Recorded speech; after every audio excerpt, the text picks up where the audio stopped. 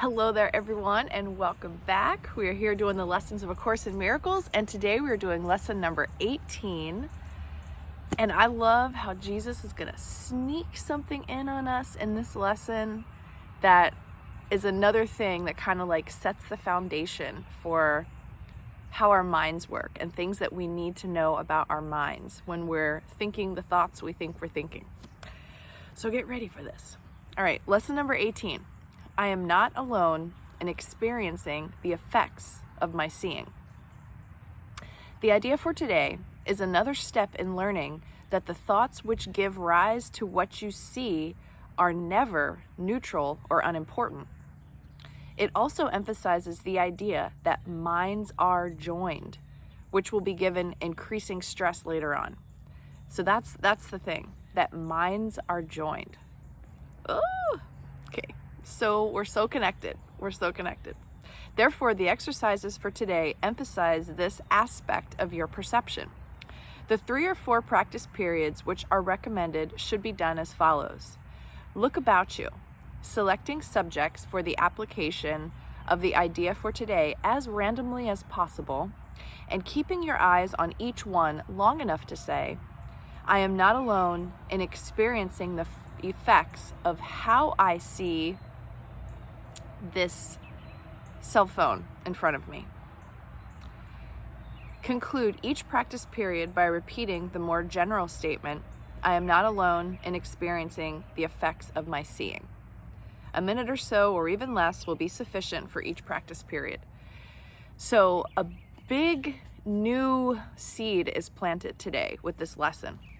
So it's not only that minds are joined, so we're so much more connected than we think we are. We're not in this little private bubble of our thoughts like it's depicted on like cartoons and stuff. That little cloud that's like, here's what I'm thinking.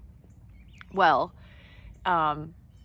this idea that there are other beings having this illusory dream experience with us, their little thought clouds and our thought clouds are intertwined, interchangeable. There's really not a barrier between whatever our minds are focusing on and what other beings' minds are focusing on. So there's that. Minds are joined.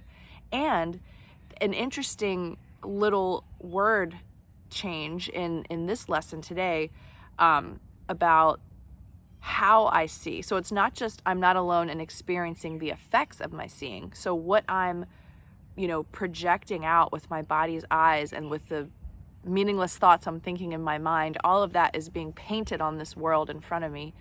The scenery in the movie that I'm making, the cast members that I've chosen, all of that is being painted out in front of me. It's not just that I'm seeing that, it's how I'm seeing it. So it's like another level of understanding how creative our minds are, and how our minds are creating this experience that we're having that we're either enjoying or suffering because of. So I'm not alone in experiencing the effects of how I see this chair in front of me. Okay. And minds are joined. So that's the beginning. We're going deeper. We're getting inside a little. I hope these lessons are starting to get at you in certain little areas, little corners of your mind, and that you are opening to it and rolling with the emotions. I've been feeling a little bit of a roller coaster here the past week or so, and I know it's because I'm allowing this process of opening my mind and admitting to myself and admitting to Jesus and the Holy Spirit that I need help. I can't unlearn everything on my own. I can't just read the book. I can't just do the practices. I have to really open myself to spirit and make this interactive. So I hope you're also finding some humility as you practice these lessons and forgiving yourself and loving yourself and feeling with, openness, all the emotions that start to come through, and allow them to be there. Don't shame them. Don't try to push it away. It's just a necessary part of the journey, because it feels like whatever we did for decades to create the state of the mind that we're in, the state of wrong-mindedness that we're in. It's going to take a little bit of time and a little bit of experiential discomfort to move through, past, and out of this state that we've gotten ourselves into. So have patience with yourself, forgive yourself, love yourself, nurture yourself through as you're opening up these caverns of your mind, and trust the process. Know that we're only on lesson 18. We have a lot more to go. There's a lot more to read in this book if you're feeling really distressed, or just, like you're kind of losing the excitement about it. You're less willing to like jump in the morning and go grab the book. There's other parts of the book that you can read that could really soothe you, and I would suggest just looking around. This book is a lot more than just the lessons.